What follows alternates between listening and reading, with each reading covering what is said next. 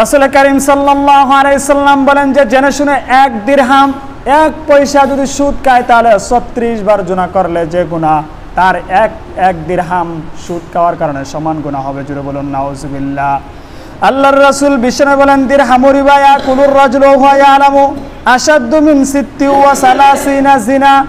যে ব্যক্তি জেনে শুনে 1 দিরহাম কিংবা 1 পয়সা সুদ খায়, রাসূল তাকে বলে দেন 36 বার গুনাহ করলে যে গুনাহ এর চাইতেও জঘন্য গুনাহ হবে 1 পয়সা সুদ খাইলে। জোরে বলুন নাউজুবিল্লাহ। এত জঘন্য গুনাহ। সবচাইতে মারাত্মক বিধি যেটা আমাদের সমাজে প্রত্যেকটা রন্ধ্রে রন্ধ্রে প্রত্যেকটা ঘরে ঘরে ঢুকে গেছে, সেটার নাম হলো সুদ। আজকে মানুষ সুদ এমন পরিমাণে এটার প্রতি দাবিত হয়েছে যেন সুদ একটা ফরজ বিধান, এটা না করলেই নয়। কেউ যেন ব্যাংকের মাধ্যমে সুদ খাচ্ছে, কেউ আছে টাকার মাধ্যমে সুদ খাচ্ছে, কেউ আছে ঋণ দেওয়ার মাধ্যমে সুদ খাচ্ছে, কেউ আছে কিস্তির মাধ্যমে সুদ খাচ্ছে। এই সুদ মানুষের প্রত্যেকটা জায়গায় ঢুকে গেছে। এই সুদ যে আসলে কত বড় ব্যাধি, কত বড় রোগ, ক্যান্সার, এই ব্যাপারে আমাদের কোনো খবরই নেই। সুদ আমরা সবাই জানি, যদিও নাম ভিন্ন ভিন্ন দেই, কিন্তু সুদের সংজ্ঞা না দিলেও আমরা সবাই বুঝি কোনটা সুদ। এই ব্যাপারে আমরা জানি, কিন্তু এটা থেকে আমরা বাঁচি না। এই সুদ এত জঘন্য যে সুদ সম্পর্কে পবিত্র হাদিস শরীফের মধ্যে আসছে সুদের 73টা ক্ষতি আছে, 73টা গুনাহ আছে। আল্লাহ রাব্বুল আলামিন পবিত্র কোরআনের মধ্যে সূরাতুল বাকারার মধ্যে বলেন, ইয়া আইয়ুহাল্লাযীনা আমানুত্তাকুল্লাহা ওয়া দারু মা বাকিয়া মিনার রিবা ইন কুনতুম মুমিনিন ফাইন লাম তাফআলু ফাযানু বিহারবিন মিনাল্লাহি ওয়া রাসূলিহি। আল্লাহ রাব্বুল আলামিন বলছেন, ও মুমিনগণ, তোমরা আল্লাহকে ভয় করো এবং সুদের অবশিষ্ট যা আছে সব পরিত্যাগ করো যদি তোমরা মুমিন হয়ে থাকো। সুদের এই ভয়াবহর মধ্যে 1 নম্বর, এই 73টা গুনাহের মধ্যে সবচেয়ে 1 নম্বর যে জঘন্য গুনাহ হলো সুদের মধ্যে, সেই গুনাহটা হলো যদি কেউ সুদ খায় আর জানার পরেও সে যদি সুদ পরিত্যাগ না করে। আল্লাহ রাব্বুল আলামিন জানায় দিলেন, ফাযানু বিহারবিন মিনাল্লাহি ওয়া রাসূলিহি, তাহলে তুমি জেনে রাখো এবং প্রস্তুতি নাও, তুমি আল্লাহ এবং তার রাসূলের বিরুদ্ধে যুদ্ধের জন্য প্রস্তুতি নিয়ে নাও। জোরে বলুন নাউজুবিল্লাহ। পৃথিবীতে কারো শক্তি এমন আছে যে আল্লাহ এবং রাসূলের সাথে যুদ্ধ করবে? চিন্তা করেন এই সুদ কত জঘন্য যে তার 73টা গুনার মধ্যে প্রথম গুনাহ, সর্বোচ্চ মানের যে গুনাহ আছে সেটা হলো আল্লাহ এবং তার রাসূলের বিরুদ্ধে যুদ্ধ ঘোষণা করা। এই সুদ এত জঘন্য হওয়ার কারণে প্রথম নম্বর গুনাহ হলো আল্লাহ এবং তার রাসূলের বিরুদ্ধে যুদ্ধ ঘোষণা করা, যুদ্ধের প্রস্তুতি নেওয়া। আর 2 নম্বর গুনাহ হলো স্বয়ং রাসূল করিম সাল্লাল্লাহু আলাইহি সাল্লাম সুদখোরকে তিনি লানত করেছেন, অভিশপ্ত করেছেন। তিনি বলেন, লানা রাসূলুল্লাহ সাল্লাল্লাহু আলাইহি ওয়াসাল্লাম আকিলুর রিবা ওয়া মুকিলাহু ওয়া কাতিবাহু ওয়া শাহিদাইহি। সুদ এর মধ্যে যারা যারা শামিল আছে 4 শ্রেণীর মানুষ, তারা সমান গুনার কারণে দূষিত হবেন। 1 নম্বর হলো যে সুদ খায় এবং যে সুদ দেয়, এরপরে যে সুদের হিসাব রক্ষক, যে সুদের জন্য ডায়েরি লিপিবদ্ধ করে। আর 4 নম্বর হলো যারা সুদের জন্য সাক্ষী থাকে, সবাই সমান বরাবর গুনাহ লিপ্ত হবে। বলেন নাউজুবিল্লাহ। এই জন্য সুদে এত জঘন্য গুনাহ যে আপনি সাক্ষী থাকবেন, আপনি যে সুদ খাইতেছে এর সমান গুনাহ। আপনি লিখে দিচ্ছেন কাগজ যে 1 বছর 6 মাস 3 মাস 1 দিন, এর জন্য আপনি যে লেখলেন আপনিও সমান গুনাহগার। যে সুদ দিচ্ছে সেও সমান গুনাহগার, যে সুদ খাচ্ছে সেও সমান গুনাহগার। এর চাইতেও মারাত্মক যে গুনাহটা আছে, এই সুদের টাকা যে খাবে, রাসূল করিম সাল্লাল্লাহু আলাইহি সাল্লাম বলেন, আর রিবা সালাসাতু ওয়া সাবউনা বাবান। এই সুদের 73টা গুনাহ আছে, তার থেকে সর্বনিম্ন যে গুনাহটা আছে, আইসারুহা আইয়ানকিহার রাজুলু উম্মাহু, সবচাইতে ছোট যে গুনাহটা আছে সেটা হলো সে তার মায়ের সাথে জিনা করা। জুড়ে বলো নাউজুবিল্লাহ। তাহলে সুদখোর এই পৃথিবীর মধ্যে সবচাইতে নির্লজ্জ, সবচাইতে অভদ্র এবং সবচাইতে খারাপ মানুষ হলো সুদখোর। জিনা এতটা জঘন্য যে পবিত্র কোরআন এবং হাদিসের ভাষ্য অনুযায়ী বোঝা যায় যে যদি কোনো মানুষ জিনা করে, প্রাপ্তবয়স্ক বিবাহিত মানুষ, তাহলে রাসূল বলছেন তারে পাথর মেরে হত্যা করে দাও। ওর মতন পাপী, ওর মতো জঘন্য লোক পৃথিবীতে থাকার অধিকার নাই। এই রকম জঘন্য অপরাধ একটা করলে হয়, আর সে কি করে? তার মায়ের সাথে জিনা করে। নাউজুবিল্লাহ। রাসূল কারীম সাল্লাল্লাহু আলাইহি সাল্লাম বলেন যে জেনে শুনে 1 দিরহাম, 1 পয়সা যদি সুদ খায় তাহলে 36 বার গুনাহ করলে যে গুনাহ, তার এক দিরহাম সুদ খাওয়ার কারণে সমান গুনাহ হবে। জুড়ে বলুন নাউজুবিল্লাহ।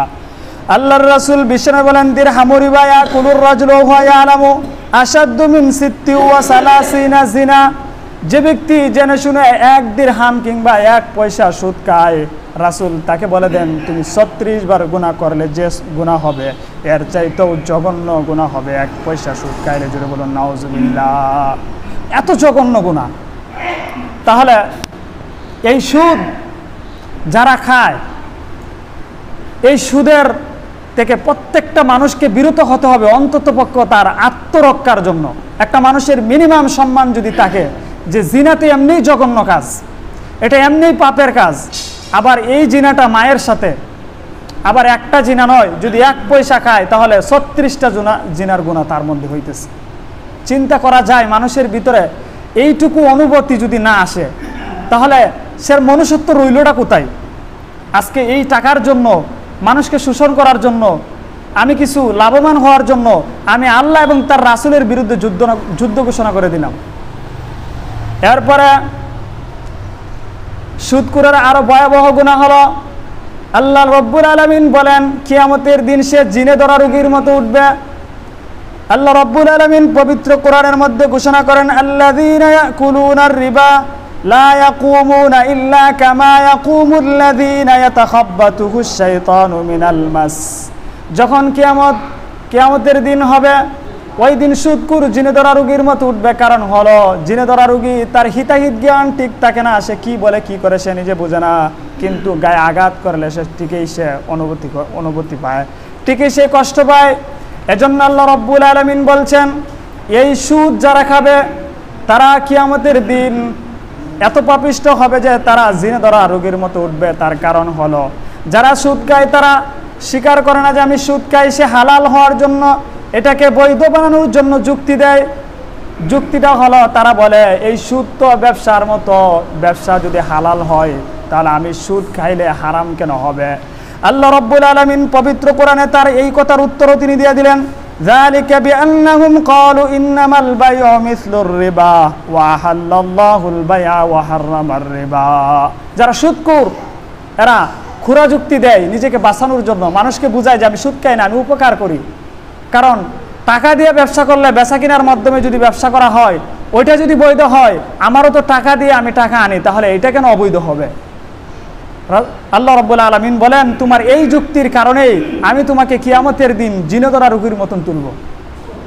এখন আসেন যে সুদ কেন হারাম আর ব্যবসা কেন হালাল, এটা হচ্ছে গুরুত্বপূর্ণ বিষয়।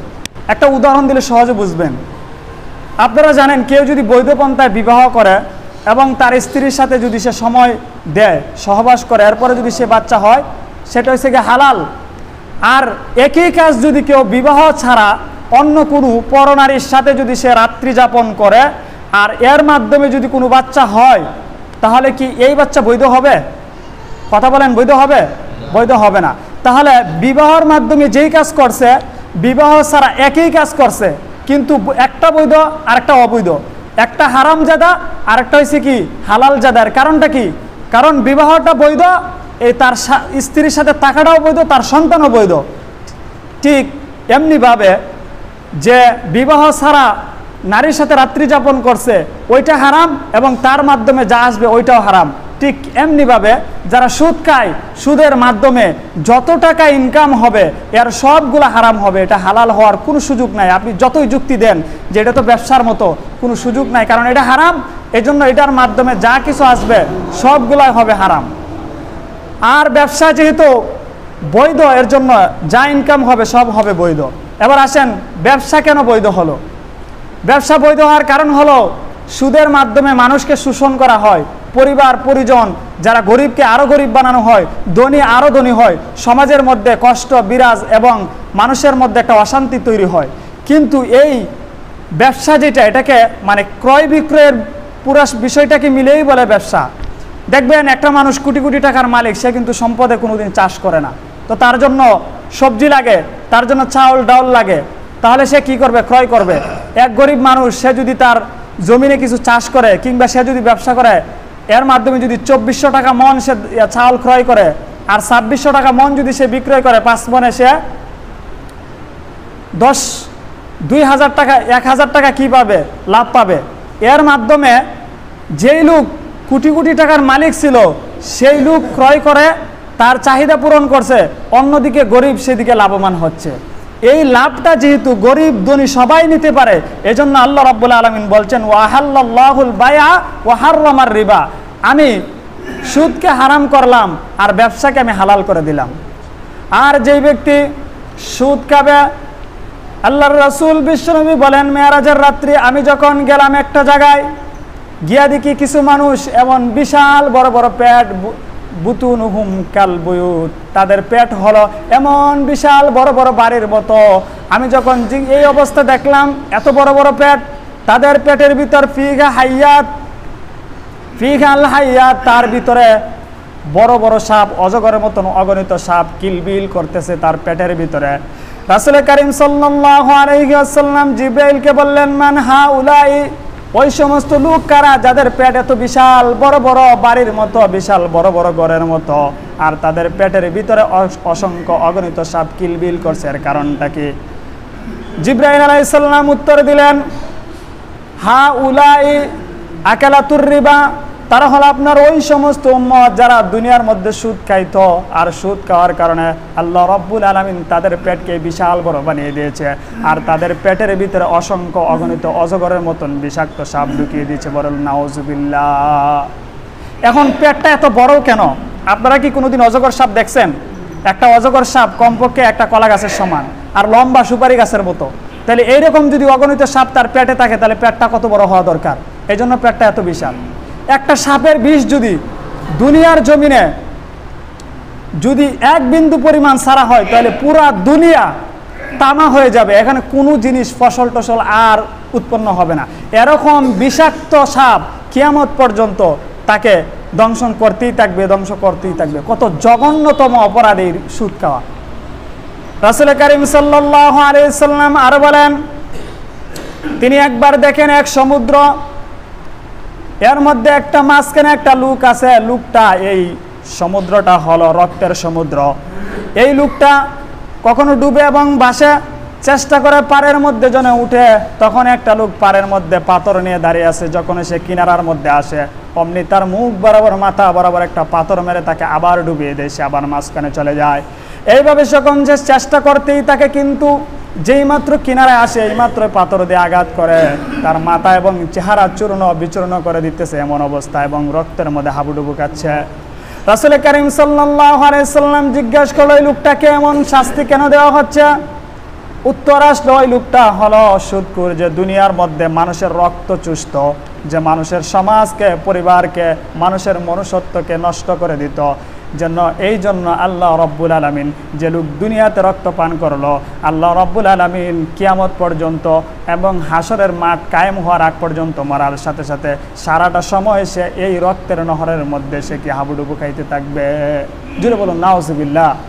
এত জঘন্য অপরাধ, এটা হলো সুদের অপরাধ। কিন্তু আমরা আজকে সুদটাকে, নারীরা যদি 2000 টাকা হয় স্বামীর কাছ থেকে, বাবার কাছ থেকে নেয়, এই টাকাগুলা এর কাছে ওর কাছে এইভাবে ওইভাবে সুদের মাধ্যমে, কিস্তির মাধ্যমে, ইন্স্যুরেন্সের মাধ্যমে এবং বিভিন্ন সময় ব্যাংকের মাধ্যমে টাকা রাখার মাধ্যমে সুদ খাইতেছে নির্দ্বিধায় খাচ্ছে। সুদের আরেকটা বিষয় হলো এই সুদ ধ্বংস হবে, এটা স্বয়ং আল্লাহ তাআলা বলে দিয়েছেন যে সুদ তুমি দেখতেছো এটা বাড়তেছে, কিন্তু সুদের পরিণাম হলো এটা তোমার প্রজন্মকে ভিক্ষুক বানিয়ে দিবে, তোমাকে নিঃস্ব বানিয়ে দিবে। এটা আল্লাহ রাব্বুল আলামিন বলছেন। তাই যারা সুদ খাচ্ছেন সতর্ক হয়ে যান, আর সুদ থেকে যদি না বাঁচেন নিজেকেই ধ্বংস করে দিবেন, নিজের পরিবারকে ধ্বংস করে দিবেন। আপনার এমন এমন অসুস্থতা হবে যে চিকিৎসা পৃথিবীতে নাই। সুদ যদি খায় ওই এলাকার মধ্যে আল্লাহর গজব পড়ে। সুদ যদি কেউ খায় তাহলে ফসলের মধ্যে বরকত উঠে যায়, তখন দুর্ভিক্ষ দেখা দেয়। তাহলে যে এলাকায় সুদ খায় ওই এলাকার বরকত উঠা 100% অনিবার্য। হয়তো আপনি তাকে হাতে পায়ে ধরে বলবেন, বাবা তুমি আর সুদ খাইবা না, আর ভাই হলে যে ভাই তুমি আর সুদ খাবা না। যদি এই কথা বলে না পারো তাহলে তাকে বয়কট করতে হবে, তার সাথে কোনো লেনদেন থাকবে না, তার সাথে কোনো ধরনের আন্তরিকতা থাকবে না। কারণ এর মাধ্যমে গজব আসবে, এর মাধ্যমে ফসল ফলাদির মধ্যে দুর্ভিক্ষ দেখা দিবে। আজকে আমরা এই সুদকে তো বয়কট করব দূরের কথা, যে সুদ খায় তার সাথে আমরা আরো ভালো চলি। কারণ আমার সন্তান সুদ খাইতেছে ব্যাংক থেকে, কারণ তার সাথে যদি আমি উল্টাপাল্টা কথা বলি তাহলে তো আমার খাবার শেষ, তাহলে আমি কিছু বলতেছি না। কিন্তু আপনি কি জানেন, আপনি যে সাপোর্ট করতেছেন সমান গুনায় আপনারও হইতেছে। এই সুদ থেকে বাঁচার জন্য কর্জে হাসানা দিতে হবে। যে কর্জে হাসানা হলো মুনাফা মুক্ত ঋণ মানুষকে দিতে হবে। আল্লাহ রাব্বুল আলামিন পবিত্র কোরআনে কর্জে হাসানা সম্পর্কে বলেন, ওয়াইন তুকরিদুল্লাহা করদান হাসানান ইউদাইফু লাকুম ওয়া ইয়াগফির লাকুম।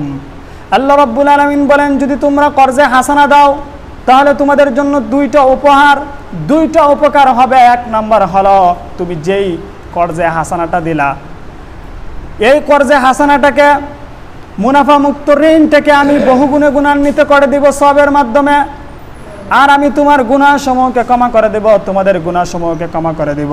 এজন্য সমাজের মধ্যে যখন মানুষ গরিব হয়ে যাবে, দুইটা সিস্টেমে মানুষকে সাহায্য করতে হবে অর্থের মাধ্যমে। একটা হলো সদকা করে দিবেন সবের নিয়তে, আরেকটা হলো আপনি কর্জ দিবেন তার সহযোগিতা করার জন্য। এখন আপনি কইবেন আমি কর্জ কেন দিব? কর্জ যদি দেন তাহলে আপনি গরিবের প্রতি কি করলেন? অনুগ্রহ করলেন। আপনি যদি মানুষের প্রতি অনুগ্রহ করেন আল্লাহ আপনার প্রতি অনুগ্রহ করবে, আর না হয় আল্লাহ আপনার প্রতি অনুগ্রহ করবে না। সদকা করার চাইতেও বেশি সওয়াব হলো যদি কোনো ব্যক্তি অন্যকে ঋণ দেয়, মুনাফা মুক্ত ঋণ যদি দেয় তাহলে সেটার মধ্যে সওয়াব বেশি। রাসূল কারীম সাল্লাল্লাহু আলাইহি সাল্লাম বলেন, আস-সাদকাতু বিআশরি আমসালিহা ওয়াল করদু বিসামানি আশার। যদি কেউ সদকা করে তাহলে 10 গুণ সওয়াব পায়, আর কেউ যদি কর্জ দেয়, কর্জে হাসানা মুনাফা মুক্ত ঋণ দেয়, তাহলে সে 18 গুণ সওয়াব পায়। জুড়ে বলুন সুবহানাল্লাহ। রাসূল কারীম সাল্লাল্লাহু আলাইহি সাল্লাম আরেক জায়গায় বলেন, যদি কোনো ব্যক্তিকে ঋণ দেয় তাহলে প্রতিদিন যে পরিমাণ ঋণ দিল সেই পরিমাণ সদকা করলে যে সওয়াব হয় এই পরিমাণ সওয়াব তার আমল নামায় লিপিবদ্ধ করা হবে। এরপর নির্ধারিত সময় যাওয়ার পরে লোকটা যদি বলে, ভাই আমি ঋণ দিতে পারছি না, আরো কিছু সময় দাও, রাসূল কারীম বলেন, আগে তো যেই পরিমাণ তাকে ঋণ দিয়েছিল সেই পরিমাণ সওয়াব পাইতো, আজ থেকে সে ওই পরিমাণ নয় বরং তার ডাবল সওয়াব পাবে। জোরে বলুন সুবহানাল্লাহ। সদকা আপনি সম্পূর্ণ দান করে দিবেন, এটার মধ্যে কোনো দাবি নাই। আর ঋণের মধ্যে আপনার দাবি আছে, সেটা লাভ নাই, কিন্তু আপনার নির্ধারিত সময়ে আপনার পুরো টাকাটা ফেরত দিতে হবে। এখন কথা হলো, সদকায় সওয়াব কম আর ঋণের মধ্যে সওয়াব বেশি, তার কারণটা কি? এর কয়েকটা কারণ। 1 নম্বর কারণ হলো, আমরা সদকা করি অল্প টাকা, খুব বেশি করি না, আমাদের মন চায় যখন। আর ঋণ দেই হাজার হাজার লাখ লাখ টাকা যখন তার প্রয়োজন পড়ে। আর সদকাটা করি আমার প্রয়োজনে, অর্থাৎ আমার মন যখন চায়। কিন্তু ঋণটা দেই ঋণ গ্রহীতা যে বিপদে আছে তার চাহিদা অনুপাতে আমি দেই।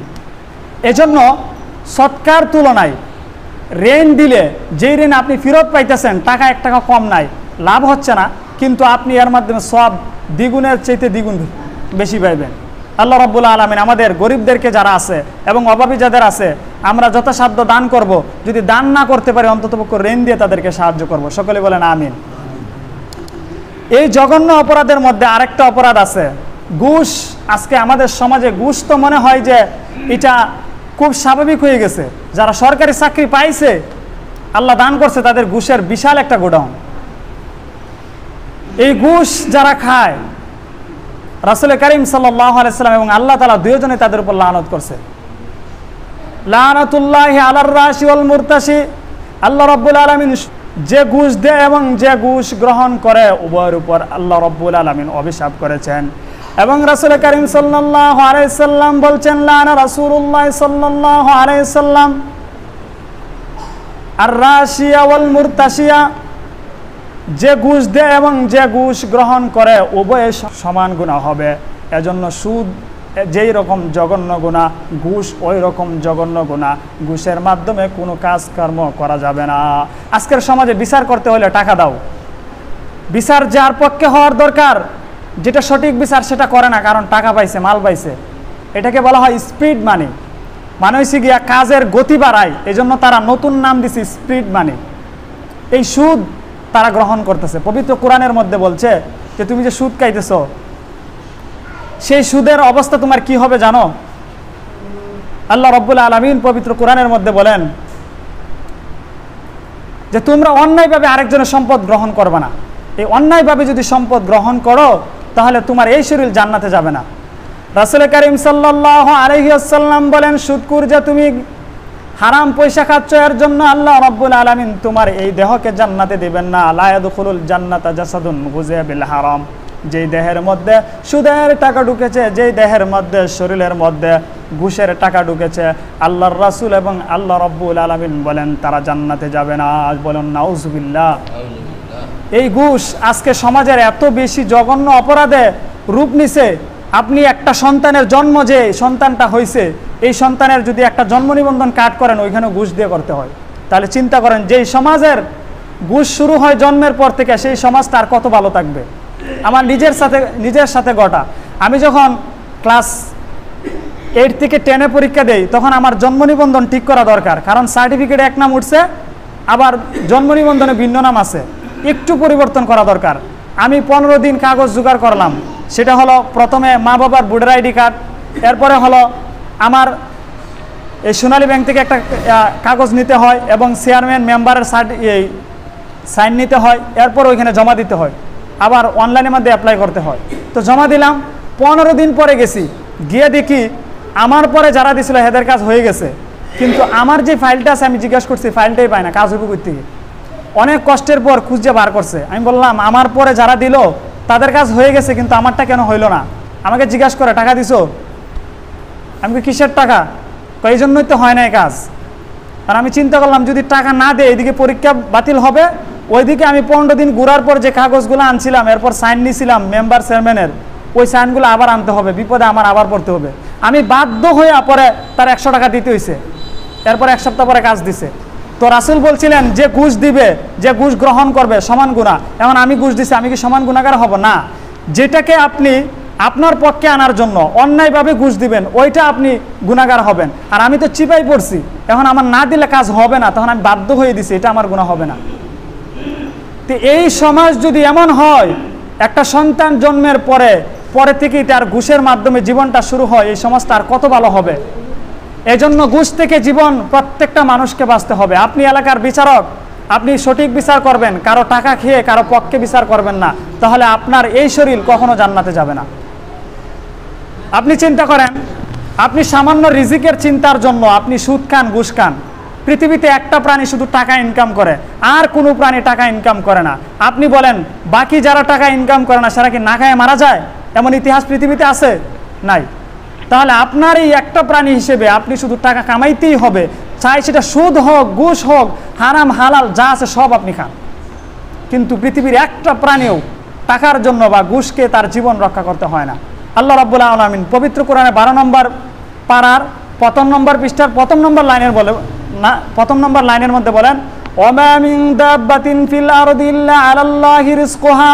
পৃথিবীতে এমন কোনো প্রাণী নাই যার খাবার আমি দেই না। তাহলে আল্লাহ রাব্বুল আলামিন যদি পৃথিবীর সব প্রাণীর খাবার দেয়, তুমি আশরাফুল মাখলুকাত, তুমি সৃষ্টির শ্রেষ্ঠ জীব, তাহলে তোমার খাবারও তো আল্লাহ রাব্বুল আলামিন দিবেন। জুড়ে বলুন সুবহানাল্লাহ। এরপর আপনার সুদ খাইতে হইব, এরপর আপনার ঘুষ খাইতে হইব। কি আশ্চর্য একটা বিষয়। আল্লাহ রাব্বুল আলামিন দৃষ্টান্ত দেন, তুমি তাকিয়ে দেখো একটা মাছের প্রতি, সেই মাছটা তিমি মাছ দৈনিক সে কয়েক টন খাবার খায়, 26 থেকে 27 মানে এক টন হয়। যদি এই মাছটা 10 টন খাবার খায়, তাহলে তার ব্যাংকে কোনো টাকা নাই, সুদ খায় না, ঘুষ খায় না, এবং তার কোনো খামারও নাই। কিন্তু আল্লাহ রাব্বুল আলামিন প্রতিদিন তাকে খাবার দেয়, একদিনও তাকে উপোস রাখে না। এমনিভাবে তাকিয়ে দেখেন একটা হিংস্র প্রাণীর দিকে, একটা বাঘ, সে খাবার খায় গোশত, আবার হরিণের গোশত, কিন্তু আপনি কি লক্ষ্য করে দেখছেন কোনোদিন সে সুদ খেয়েছে, কোনোদিন সে ঘুষ খেয়েছে? আপনি কি লক্ষ্য করে দেখেছেন তার বিশাল বড় খামার আছে? হরিণের খামার আছে, বাঘের খামার নাই। আপনি কি কোনোদিন দেখছেন যে এই হিংস্র বাঘটা না খেয়ে মারা গেছে, সে প্রতিদিন খাবার খাইতেছে, টাইম মতো খাবার খাইতেছে। তাহলে যে আল্লাহ রাব্বুল আলামিন তার ব্যাংক ছাড়া, ব্যালেন্স ছাড়া, তার সুদ ছাড়া, ঘুষ ছাড়া তাকে যদি সময় মতো এত দামি দামি খাবার, হরিণের গোশত খাওয়াইতে পারে, তাহলে সে আল্লাহ আপনাকে আমাকে খাওয়াইতে পারবে না? অবশ্যই পারবে। আপনি ইনকাম করবেন হালাল ইনকাম, আপনি কেন সুদ খাবেন? আপনি কেন ঘুষ খাবেন? আল্লাহ রাব্বুল আলামিন আমাদের সকলকে সুদ থেকে, ঘুষ থেকে বাঁচার তৌফিক দান করুন। সকলে বলেন আমিন। সংজ্ঞা দিতে যায় না, আমরা সকলেই বুঝি সুদ কাকে বলে, ঘুষ কাকে বলে, জুয়া কাকে বলে, মদ কাকে বলে, কিন্তু আমরা পরিবর্তন করতে চাই। আল্লাহ তো আমার মনের খবর জানে। তাই আল্লাহকে ভয় করার জন্য হলেও আমি গুনাহ থেকে নিজেকে বাঁচাই। এই ধ্বংসাত্মক বিষয়গুলো যদি আমি না ছাড়ি, আমি নিজেও ধ্বংস, পরিবারও ধ্বংস, সমাজ ধ্বংস, আমার দুনিয়াও ধ্বংস, আখিরাতও ধ্বংস হয়ে যাবে। এই সব কিছু থেকে এই জঘন্যতম অপরাধ, আমার ক্যান্সার, আমার সুদ নামক ক্যান্সার আমার শরীরে আছে, আমার মদ পানের মতন ক্যান্সার আমার শরীরে আছে, জুয়া নামক ক্যান্সার আমার শরীরে আছে, ধূমপানের মতো জঘন্যতম ক্যান্সার আমার শরীরে আছে। আমার শরীরে যদি ব্লাড ক্যান্সার হয়, আমি শেষ, আমি তো মরে যাব। এই জন্য আমি সব কিছু একবারে ভালো মানুষ হয়ে যাই। আমার শরীরে যদি যে কোনো ক্যান্সার ধরা দেয়, তাহলে আমি হতাশ, দুনিয়া নিশ্চিত হয়ে গেছে, আমি মৃত্যুবরণ করব। কিন্তু আল্লাহ রাব্বুল আলামিন বলছেন, যেই ক্যান্সারগুলো তোমার মধ্যে থাকলে তোমার দুনিয়াও বরবাদ হবে, তোমার পরিবার ধ্বংস হবে, তুমি নিজে ধ্বংস হবা এবং চিরকাল তুমি জাহান্নামে যাবা। সেই ধ্বংসাত্মক কাজগুলো না ছেড়ে আল্লাহর সাথে যুদ্ধর ঘোষণার জন্য তুমি যে প্রস্তুতি হইলা, তোমার ভিতরে কি আল্লাহর ভয় নাই? তোমার ভিতরে কি নিজের মায়া নিজের ভিতরে নাই? এজন্য নিজেকে বাঁচানোর জন্য অন্ততপক্ষে এই কাজগুলো ছাড়তে হবে। এখন আসেন, এগুলোর সমাধান কি? অল্প সময় বলছি। আমি এই গুনাহ করলাম, এই যে অপরাধগুলো বললাম, যেমন আছে, প্রথমে বললাম সুদ, পরে বললাম ঘুষ, এরপরে বললাম মদ, এরপরে বললাম জুয়া। এই ধ্বংসাত্মক কাজগুলোর মধ্যে যদি আমি কখনো জড়িত হয়ে থাকি বা এখনও জড়িত থাকি, আমি এখান থেকে কিভাবে বের হব? আমাকে এই জঘন্য অপরাধ থেকে, আমার এই যে মারাত্মক অপরাধ থেকে আমি কিভাবে বাঁচতে পারি? আল্লাহ রাব্বুল আলামিন তাদেরকে এই জঘন্য অপরাধ থেকে বাঁচারও একটা সুযোগ দিছে। আল্লাহ রাব্বুল আলামিন পবিত্র কোরআনের মধ্যে বলেন, কুল ইয়া ইবাদিয়াল্লাযীনা আসরাফু আলা আনফুসিহিম লা তাকনাতু মির রাহমাতিল্লাহ ইন্নাল্লাহা ইয়াগফিরুয যুনুবা জামিআ ইন্নাহু হুয়াল গফুরুর রহিম। তুমি মদ পান করেছো, তোমার জীবন ধ্বংস করে দিয়েছো, সুদ খেতে খেতে তুমি সব কিছু ধ্বংস করে দিলা, জুয়া খেলতে খেলতে তোমার সম্পদ সব উড়িয়ে দিলা, তোমার পরিবার পরিজনকে তুমি কষ্ট দিলা। এরপর তোমার অনুভূতি আসলো, আমি আর এগুলা করতে চাই না, ভালো হতে চাই।